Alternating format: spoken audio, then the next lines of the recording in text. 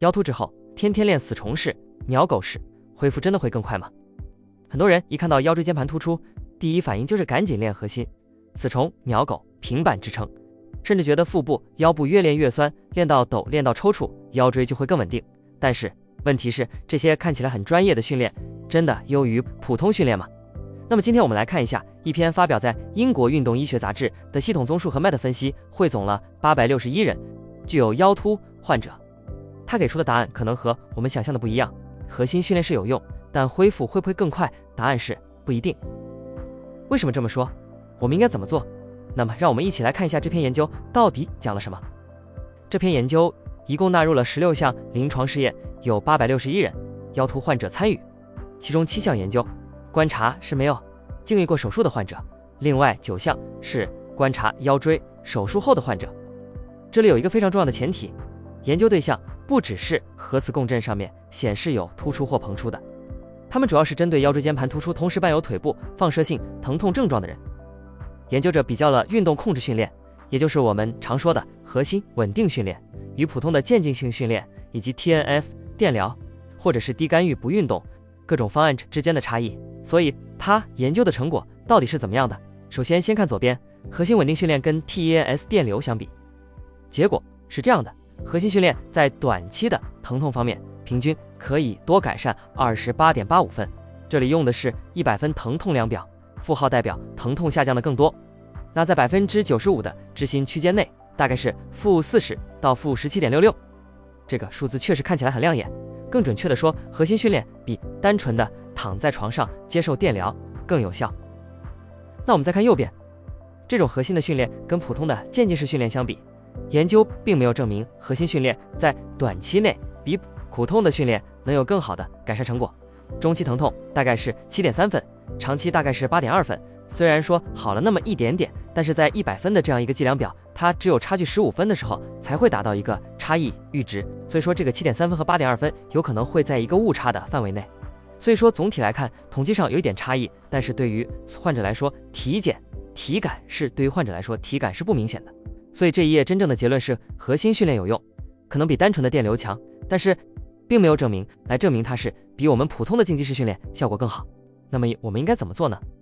腰椎康复的关键其实并不是找到一个神奇的动作，而是逐步恢复身体的体能。那么第一步就是一个可控症状下的一个恢复性的一个基础活动，可以是轻松的走动，可以是俯卧仰卧的呼吸，或者是低负荷的激活，按照我们身体的这样一个功能渐进性的来做，而不用一定一个刻意的一个固定的表格或时间表来做。那么第二步可以再加入一些躯干性的控制，这里可以是一些鸟狗式，一些四肢的分离。在这个动作中，我们练习去保持四肢活动使躯干的相对稳定。但是如果在这个过程中我们发现鸟狗让腿部的放射疼痛明显加重，就没必要硬撑。那么第三步就进入一个功能性的一个动作加入了，那么就是逐渐的这样一个深蹲或者一些髋铰链的活动。这是我们最终不是为了把鸟狗式做得更标准，而是为了重新能够完成弯腰、深蹲、坐起、搬东西这种日常属性或者是最基础的运动动作做一些准备。那么在第四步就是在症状和功能允许的情况下逐步增加负荷，例如抗旋转、侧向的稳定，以及包括负重训练。那么第五步，在这个基础上我们可以回到正常的生活，回到健身我们热爱的运动。